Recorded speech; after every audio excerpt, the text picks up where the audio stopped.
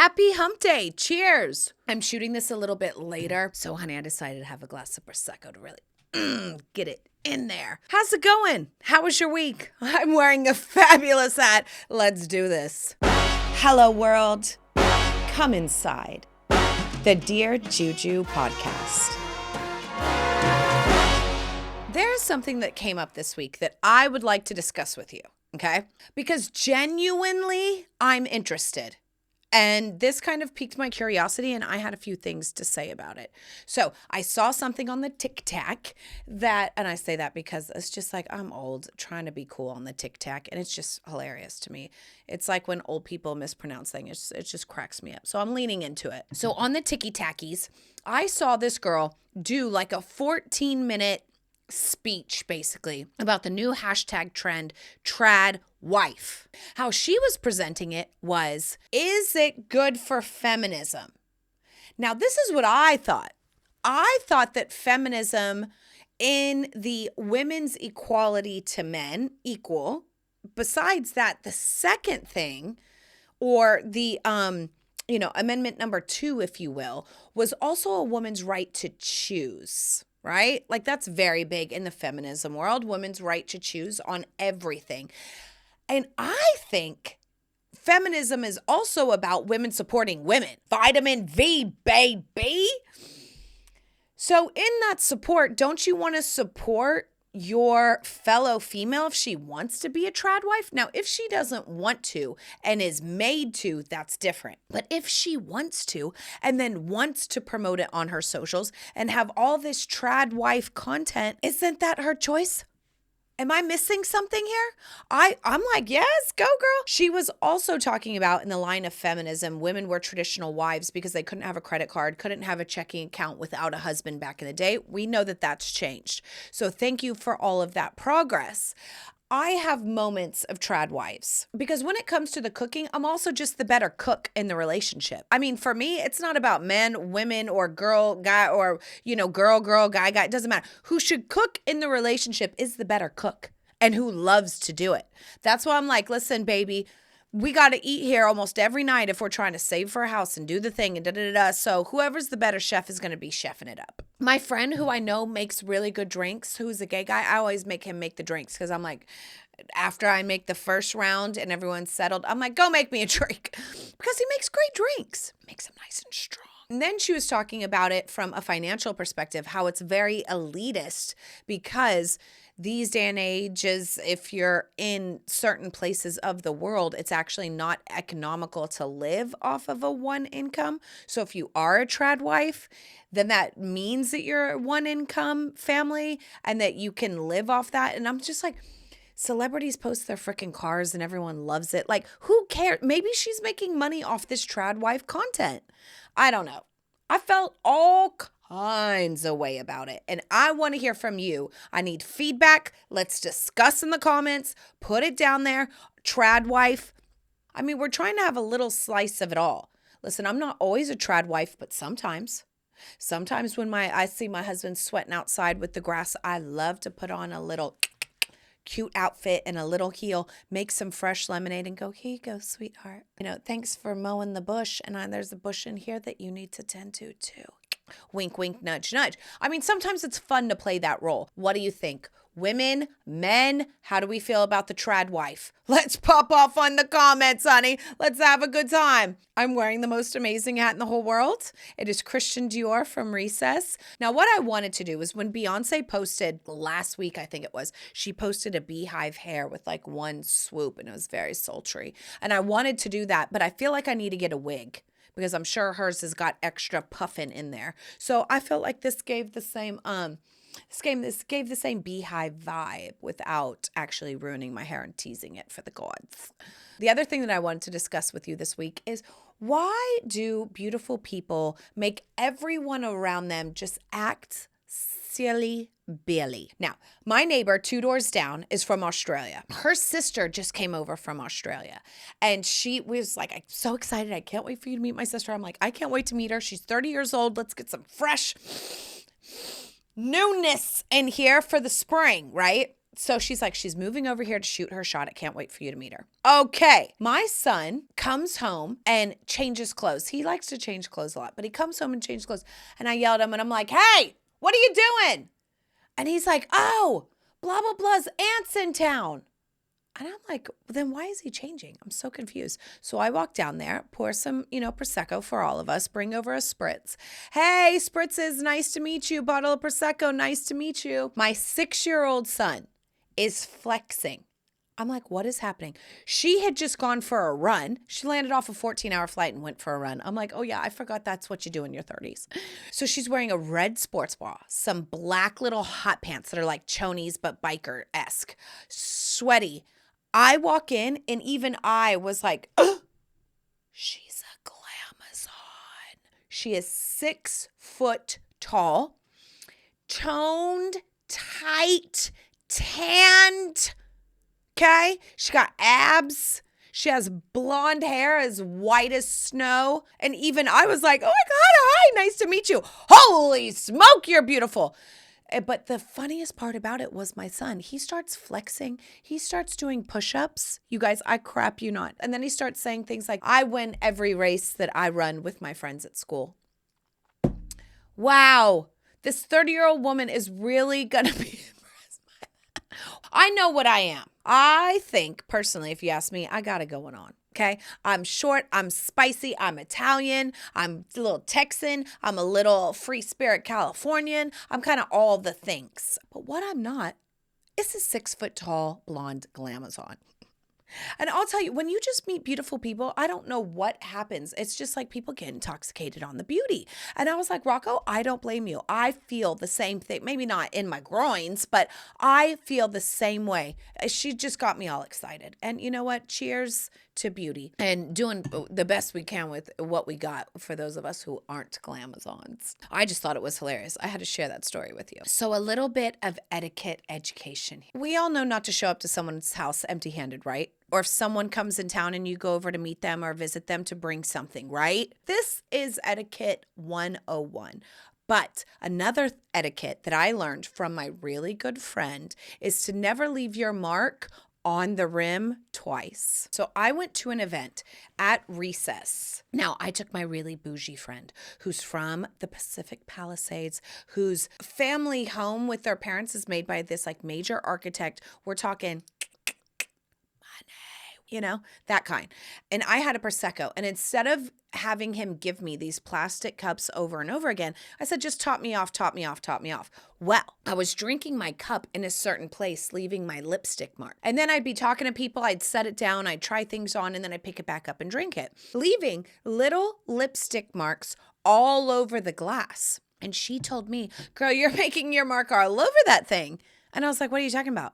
And she said, oh, a lady never puts her mouth on a space of a cup twice. I said, oh, bitch, really? Cute.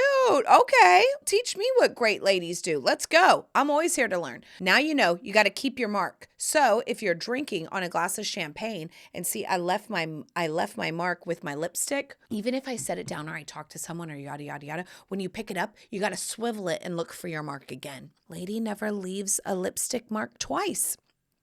Except on my husband. So let's get into what am I eating? What am I drinking? What are we making this week, okay? There's 7 days out of the week and we got to make a meal for all of them. We got to have a cocktail on Friday. Let's talk about what to pour this weekend. I made for Easter brunch, lunch, dinner situation, a little side salad that now I am obsessed with. I cannot get enough of. A fattoush salad, it's like a Greek salad kind of situation where you have Persian cucumbers, red onion, tomatoes, feta. I throw in a little avocado for the California. And you give it a nice big toss. Oh my God, I've been eating it every single night. I'm obsessed. So I'm not usually a red onion girl. I love yellow onions, but red onions sometimes are got so much bite and leave me with such bad breath, but I figured out a way around that. I slice my red onions really thin. Then I make the vinaigrette and put it in the bowl first. So I do lemon juice, a little Dijon, a little honey, a little olive oil, and I mix it up, a little salt and pepper, a little oregano. Throw that in the bowl, and then while I'm cutting up all my other ingredients, I cut up my red onion first and I put it in the bowl to kind of like macerate it or let the vinegar kind of break down the onion a little bit. And let me tell you, it was a game changer. If you're not making that, make it tonight. Oh, and dill. I put in tons of dill so that there's a lot of herbs. For me, dill just makes a salad, okay? Whether you're using mustard, whether you're using vinaigrette, balsamic, lemon, dill is that extra elevated situation. So I'm loving a Greek salad right now. Are we watching the Palm Royale? I am so flippin' obsessed. And what's crazy is that all my friends in the vintage world have been selling to the show their best vintage pieces. So I am loving the outfits. And then I go online and all my friends are like, oh my God, that's my piece. I love it. There's so many kismet things between the Palm Royale and Dear Juju that when I saw it, I was like, Dear Juju aesthetic all the way. Obsessed. So Abe Sylvia is, I think that's how you pronounce his last name. He's the showrunner and the genius behind it. He's written it and then he's directed it and he ran the show, and I'm just now a super fan. I hit him up because I got no shame in my game and I said, Abe, listen, boo. You want to make the next Martha Stewart meets Palm Royale? How you doing? Here's your girl. I got crickets back. But that's okay. Don't be mad at me for shooting my shot. Anyways, on the Palm Royale, Kristen Wiig's character orders a grasshopper, which is also a kismet thing because my Italian great-grandmother loved a grasshopper. What is a grasshopper, you're asking? Okay. It's a really creamy drink. That's why I think it's gone totally out of fashion with all the dairy bubble guts that we got in this day and age. So it's really simple. It's creme de menthe, creme de cacao, and heavy cream. So I really want to try it though, especially since I have the connection to my great grandmother and she loved it so much. Now, technically it's an after dinner drink. So after you've had dinner and you've had the cocktails and then you've had the wine, creamy kind of ice cream kind of vibe that you would have. Dying to try it. I hope that now that that show is out, that more people will put it on the menu out and about. Okay, Decor. I've always called it Wainscoting, but I heard one of my other bougie friends call it Wainscoting. So here we go. This is the final showdown. Wainscoting. I love molding. I love wainscoting. I love it. Now, I put on my Amazon link the foam panels that look like wainscoting. Tomato. Amazon has such amazing products for these ornate and it's foam. And you can put it on with glue and then paint it and then no one knows. Now, in very fancy homes, the decor is actual wood and it's real wood and it's put up and then it's left real. But I feel like that's not a modern take on it. I feel like a modern take on wainscoting is tone on tone, like we talked about last week. Total tonal rooms. That's what we're into right now. So if you go to my first thing that I've pinned on my Instagram, it is my sizzle. And I made those doors from frickin' scratch. $50 white, plain, boring Home Depot doors. And I put wainscoting on them and molding, all from Amazon, foam, glued it, painted it. Bob's your uncle. And now I know how to pronounce it so I don't sound like a dumbass saying wainscoting. It's wainscoting, darling. Now let's get into everyone's favorite part, a little Q&A with some TNA.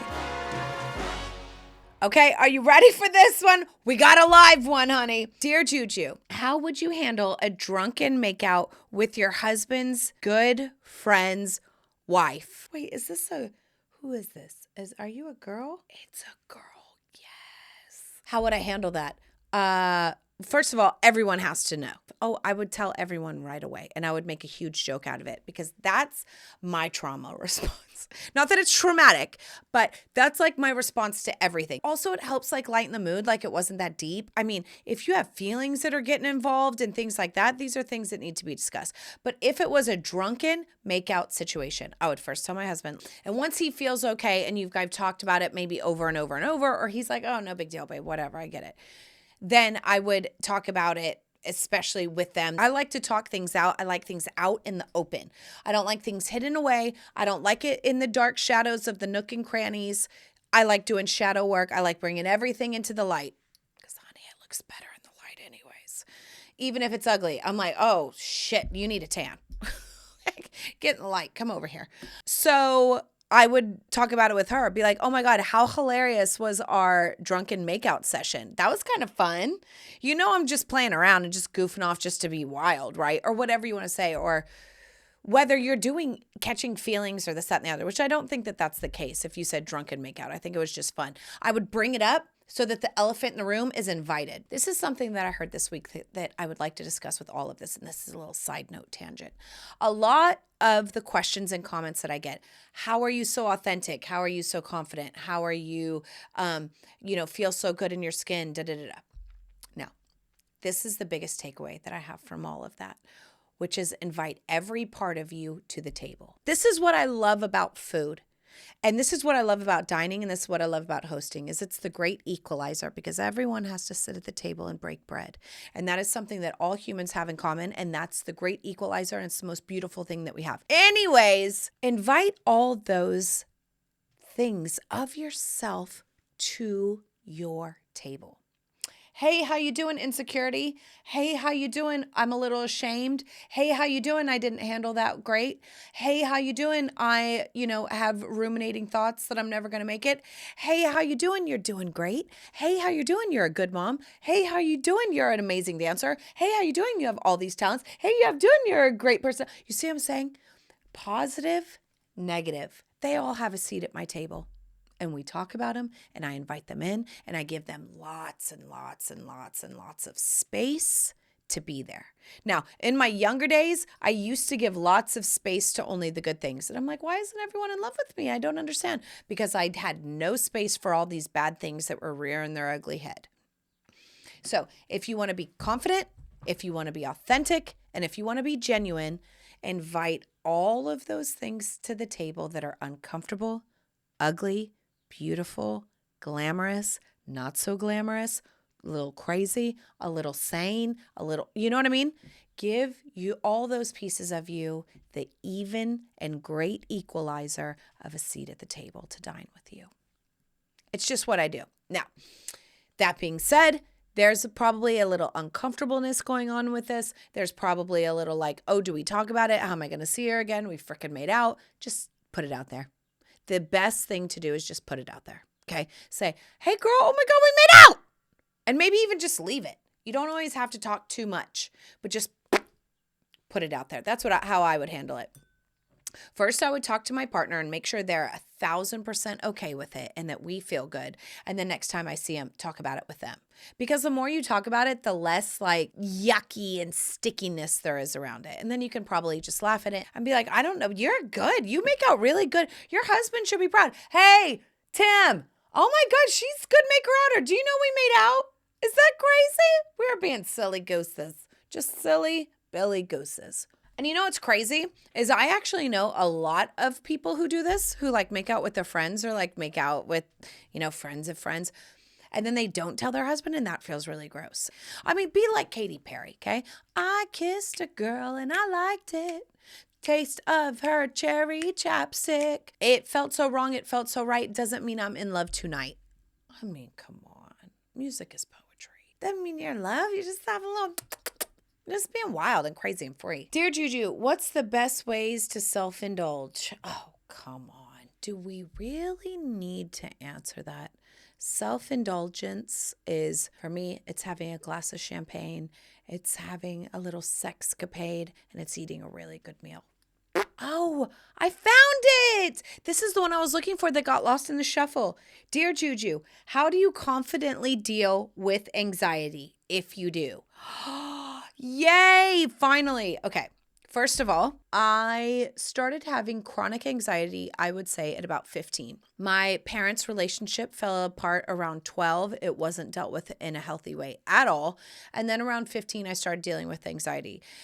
And of course, I turned to things that were not healthy for me. And then when my father passed away in 2017, my husband, who had been on anti-anxiety pills, looked at me and said, how long you dealing with anxiety? And I think I was like 33 at the time. I don't know. And I was like 20 years, basically. And he said, yeah, don't you think it's time you do something about it? And that day I made an appointment with my GP and I got on a little pill. I take medication. That's for me. That's what works for me. And after 30 days of taking this medication, it completely, I feel like the fog just lifted. And I'm not saying medication is always the answer because there's so many natural things that you can do. You can work out, you can spend time with friends, you can do all these things. But I was dealing with like chronic, crippling anxiety where I would be in the shower, teeth chattering in a ball. We're talking like debilitating anxiety. Now, I did pair that medication with therapy, and I still do because I feel like it's very important to do both because I don't want to just slap a Band-Aid on a broken ankle.